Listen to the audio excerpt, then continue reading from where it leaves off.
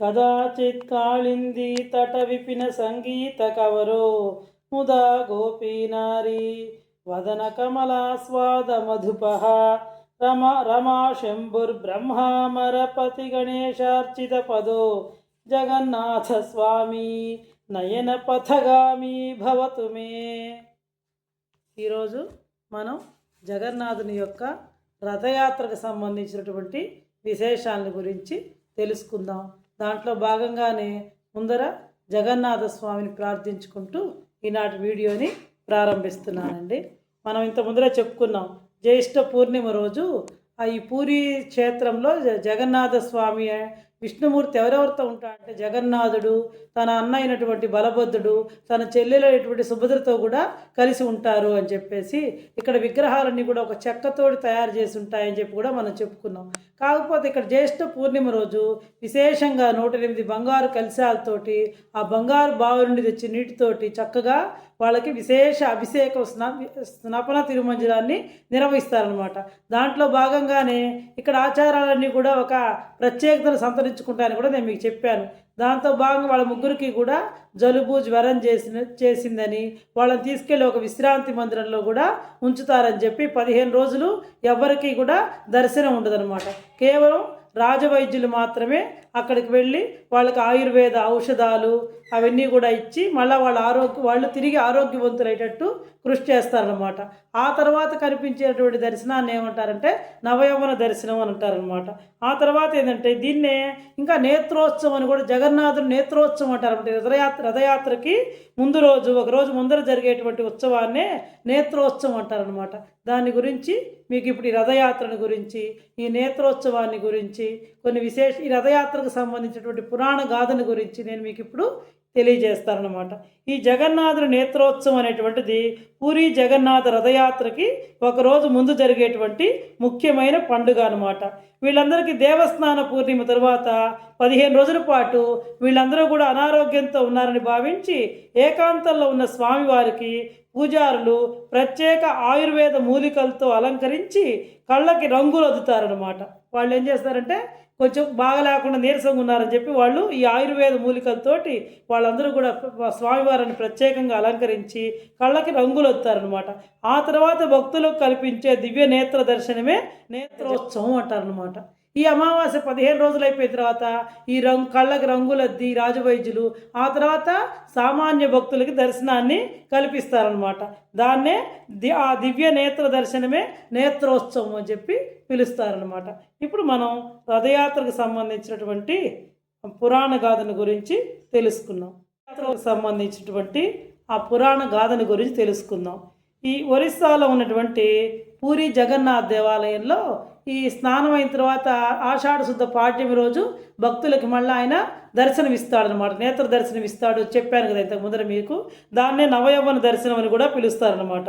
ఇంకా ప్రతి ఏటా ఈ ఆషాఢ శుద్ధ విధి రోజున ఇక్కడ రథయాత్ర మొదలవుతుంది అనమాట. ప్రతి సంవత్సరం కూడా ఆషాఢ మాసం 2వ రోజు అనమాట, ఆషాఢ శుద్ధ విధి రోజున రథయాత్ర మొదలవుతుంది అనమాట. జగన్నాథుడు, బలభద్రుడు, సుభద్ర వీళ్ళందరూ కూడా వాళ్ళకి ఒక్కొక్కరికి ఒక్కొక్క రథం ఉంటుంది. తర్వాత ఆ రథాలకు సంబంధించినటువంటి విశేషాలు కూడా నేను మీకు చెప్తానమాట. వాళ్ళందరూ కూడా వాళ్ళ యొక్క ప్రత్యేక రథాలపై 3 కిలోమీటర్లు అంటే ఆ పూరి జగన్నాథ స్వామి దేవాలయం నుంచి 3 కిలోమీటర్ల దూరంలో ఉండేటువంటి గుండిజా ఆలయానికి వెళ్తారనమాట. దీనికి సంబంధించిన కథ ఏంది అంటే శ్రీకృష్ణ పరమాత్మ తన యొక్క దేహత్యాగం చేసిన తర్వాత అర్జునుడు ఆయన్ని దహనం చేస్తాడనమాట.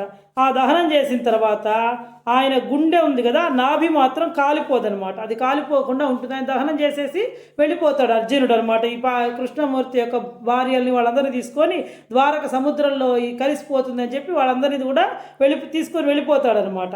కానీ ఆయన గుండె నాభి మాత్రం కాలిపోలేదనమాట. ఆ నాభి ఎలా ఉంటుంది అంటే ఆయన గుండె, శ్రీకృష్ణ పరమాత్మ గుండె ఒక కర్ర రూపంలో సముద్రంలో నుంచి కొట్టుకొచ్చిందనమాట. అప్పుడు ఈ ఇంద్రజిమ్న మహారాజు ఏం చేస్తాడంటే ఈ కర్రని కనుగొని విగ్రహాలు తయారు చేయాలని చెప్పి అని అనుకుంటాడనమాట. ఈ రథయాత్ర అనేటువంటిది ఎన్ని రోజులు జరుగుతుంది అంటే 9 రోజులు జరుగుతుందన్నమాట. వాళ్ళు అది ఆ గుండీజా మందిరం అనేటువంటిది వాళ్ళ యొక్క పిన్నిగారిల్లు, వాళ్ళ యొక్క జన్మస్థలాన్ని పోలినటువంటి ఆ పూరి జగన్నాథ స్వామి దేవాలయం నుంచి ఆ గుండీజా మందిరానికి వెళ్ళేటువంటి పవిత్ర యాత్ర ఈ రథయాత్ర అనమాట. ఈ యాత్ర కోసం ప్రతి సంవత్సరం కూడా ఈ వేప చెక్కతోటి కొత్త రథాలని తయారు చేస్తారు. ప్రతి సంవత్సరం కూడా కొత్త రథాలని తయారు చేస్తారనమాట. అవి ఎప్పుడు తయారు చేస్తారు అంటే అక్షయ తృతీయ నాడు మొదలు పెడతారనమాట రథాలని తయారు చేయడం. ప్రతి ముగ్గురికి కూడా 3 రథాలని తయారు చేస్తారనమాట. ఇంకా ఈ యాత్రలో విశేషం ఏంటంటే దేవుళ్ళే భక్తులకి దర్శనాన్ని ఇస్తారనమాట. మనం ఇంత ముందులో చెప్పుకున్నాం, ఆ శ్రీకృష్ణుడు ఆ ద్వారకలో ఆయన దేహత్యాగం చేసిన తర్వాత ఆయన శరీరాన్ని అర్జునుడు ఖననం చేస్తాడని చెప్పి, ఆ తర్వాత ఆయన యొక్క గుండె మాత్రం కాలిపోకుండా సముద్రంలో ఒక కర్ర రూపంలో కొట్టుకొస్తాయని చెప్పి ఆ కలపతోటే ఈ విగ్రహాల్ని తయారు చేస్తాడనమాట. అది ఆయన యొక్క నాభి మాత్రం ఆ బొడ్డు భాగం మాత్రం కాలకుండా సముద్రంలో కొట్టుకొస్తుంది అనమాట. ఎందుకంటే ఆ సమయంలో ద్వారకని సముద్రం ముంచెత్తిందనమాట. అప్పుడు ఆ సమయంలో ఈ ఒరిస్సాని ఎవరు పాలిస్తున్నారు అంటే ఇంద్రద్యుమ్నుడు అనే రాజు పరిపాలిస్తున్నాడు అనమాట. ఆయనకి శ్రీకృష్ణ పరమాత్మ కల్లో కనిపించి ఈ పూరి సముద్ర తీరాన్ని కొట్టుకొచ్చినటువంటి ఆ వేప చెక్కతోటి తన యొక్క విగ్రహాన్ని తయారు చేయమని చెప్పి చెప్తాడనమాట, ఆదేశిస్తాడనమాట. అప్పుడు ఏం చేస్తాడంటే దీన్ని తయారు చేయాలంటే ఎవరు తయారు చేస్తారనుకుంటే విశ్వకర్మ, దేవతల యొక్క శిల్పి అయినటువంటి విశ్వకర్మ ఒక వృద్ధ బ్రాహ్మణ రూపంలో వస్తాడనమాట. వచ్చి ఇంద్రద్యుమ్న మహారాజు దగ్గరికి వస్తాడనమాట. అయితే ఆయన ఒక షరతు పెడతాడనమాట. నేను తయారు చేస్తాను ఆ విగ్రహాలని ఆ వేప కొయ్యలతోటి. అయితే నేను గదిలో తలుపులు మూసి విగ్రహాలను తయారు చేస్తూ ఉంటాను, తలుపులు మాత్రం ఎవరు కూడా తీయొద్దు అని చెప్పేటువంటి షరతు పెడతాడనమాట. అయితే దానికి రాజు పరివారం అందరూ కూడా అంగీకరిస్తారనమాట. ఆ విధంగా ఆయన తలుపులన్నీ మూసేసి లోపల ఆ చెక్కతోటి విగ్రహాలను తయారు చేస్తూ ఉంటాడనమాట. అయితే ఏం శబ్దాలు రావు, విగ్రహాలు తయారు చేయాలంటే కొడుతూ ఉండాలి కదా, కానీ అలా ఏమి కూడా శబ్దాలు రావన్నమాట. అప్పుడు ఈ మహారాజు భార్య, కొందరేమంటే రాజు తలుపు తీశారంటారు, కొందరేమంటే మహారాజు భార్య, ఎవరైనా సరే వాళ్ళు సహనాన్ని కోల్పోయి ఆ గది తలుపులు తీసేస్తారనమాట.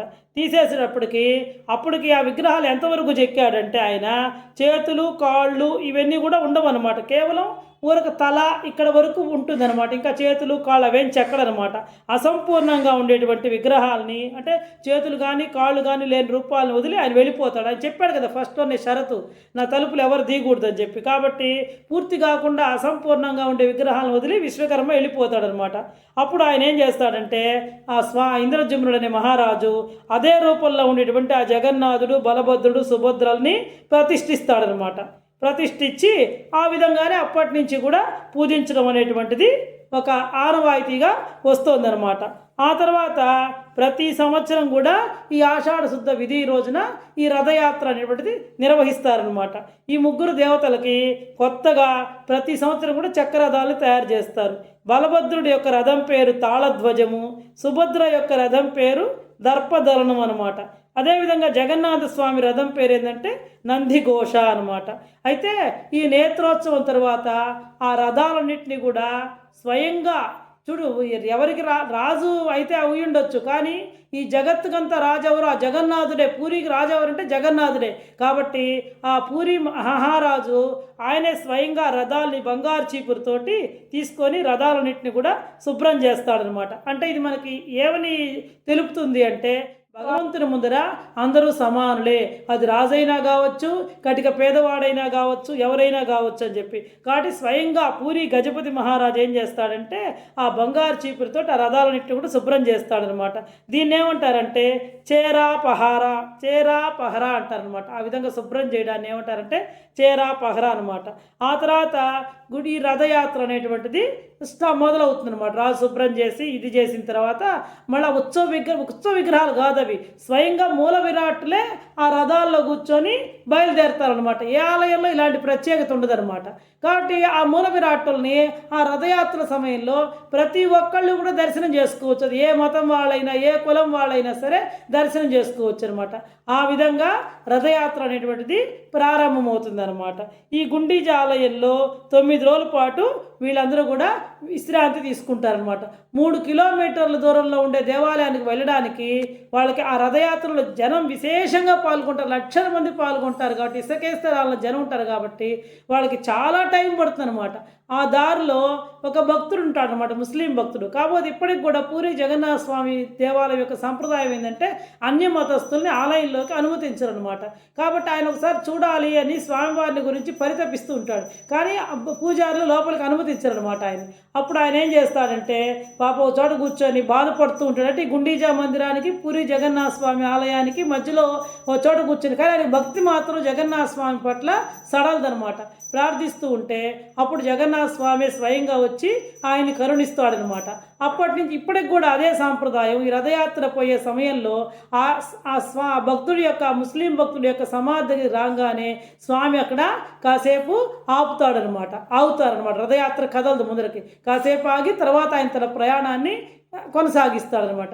అంటే మనకు దీన్ని బట్టి ఏం తెలుస్తుంది? భగవంతుడికి మతాలు, తన కుల మత వర్ణ భేదాలు ఏమీ లేవు, అందరి పట్ల సమానమైనటువంటి దయను కలిగి ఉంటాడు అని చెప్పి మనకి అర్థమవుతుంది అనమాట. ఇప్పటికి కూడా ఆ సాంప్రదాయాన్ని పాటిస్తున్నారనమాట. కాబట్టి రథయాత్ర సమయంలో ఏ మతం వాళ్ళైనా సరే ఆయన్ని, ఎందుకంటే మూల విరాట్లే కదా స్వయంగా వస్తున్నారు రథాలు, స్వామి భగవంతుడు ఆ జగన్నాథుడే స్వయంగా వస్తున్నాడు కాబట్టి అందరూ కూడా ఆయన్ని దర్శించుకోవచ్చు అనమాట. ఇది ఈ ఆలయంలో ఒక ప్రత్యేకత అనమాట. ఈ రథయాత్రలో ఈ రథాలను తయారు చేయడంలో ఎలాంటి ఇంజనీరింగ్ పరికరాలను కూడా వాడరు అనమాట. వీళ్ళు ఉంటారు చూడండి, వడ్రంగి పని చేసేవాళ్ళు, వాళ్ళు చాలా సాంప్రదాయ పద్ధతిలోనే ఈ 3 రథాలని కూడా అక్షయ తృతీయ రోజున ప్రారంభించి పూర్తి చేస్తారనమాట, నిర్మిస్తారనమాట. ఈ రథాల వివరాలకు వస్తే జగన్నాథ స్వామి రథం పేరు నందిఘోష రథం అనమాట. దీని కలర్లు ఎలా ఉంటాయంటే రంగులు పసుపు, ఎరుపు రంగులో ఉంటాయి. దీనికి చక్రాలు 16 ఉంటాయన్నమాట. ఎత్తు 45 అడుగులు ఉంటుందన్నమాట. అదేవిధంగా బలభద్రుడి యొక్క రథము పేరు ఏంటంటే తాళధ్వజ రథం అనమాట. దీని రంగులు ఏంటంటే ఎరుపు, ఆకుపచ్చ రంగు అనమాట. ఈయన చక్రాలు ఎలా ఉంటాయంటే 14 చక్రాలు ఉంటాయన్నమాట. ఎత్తు, ఈ బలభద్రుడి యొక్క రథం యొక్క ఎత్తు ఎంత అంటే 44 అడుగులు అనమాట. ఆ తర్వాత ఆయన చెల్లెలైనటువంటి సుభద్రాదేవి యొక్క రథం పేరు దర్పధరణ రథం అనమాట. దీని యొక్క రంగు ఏంటంటే ఎరుపు, నలుపు అనమాట. చక్రాలు ఎలా ఉంటాయంటే 12 అనమాట. ఎత్తు ఎలా ఉంటుందంటే 43 అడుగులు ఉంటుందన్నమాట. ఇవి వాళ్ళ యొక్క రథాలను ఈ విధంగా తయారు చేసి వాళ్ళు నిన్న ఒకరోజు అదే ఈ రథయాత్ర ఈ రోజు నుంచే కదా, జూలై 16 నుంచి కాబట్టి జూలై 15వ తేదీనే వాళ్ళు ఆ దర్శనం ఇస్తారన్నమాట, నేత్ర దర్శనం ఇచ్చి. తర్వాత ఈరోజు ఆ గజపతి మహారాజు ఆ రథాలన్నింటినీ కూడా బంగారు చీపిరితో శుభ్రం చేసిన తర్వాత ఆ తర్వాత స్వామివార్లని అక్కడ కూర్చోబెట్టి తీసుకెళ్తారనమాట. రథయాత్ర అనేటువంటిది ప్రారంభమవుతుందన్నమాట. ఇది పూరి రథయాత్రకు సంబంధించినటువంటి విశేషాలు, అసలు పూరి ఆలయానికి సంబంధించినటువంటి చరిత్రను గురించి క్లుప్తంగా మీకు తెలియజేశానండి. ఇంకొకసారి కావాలంటే మనం తర్వాత పూర్తిగా వివరంగా తెలుసుకుందాం.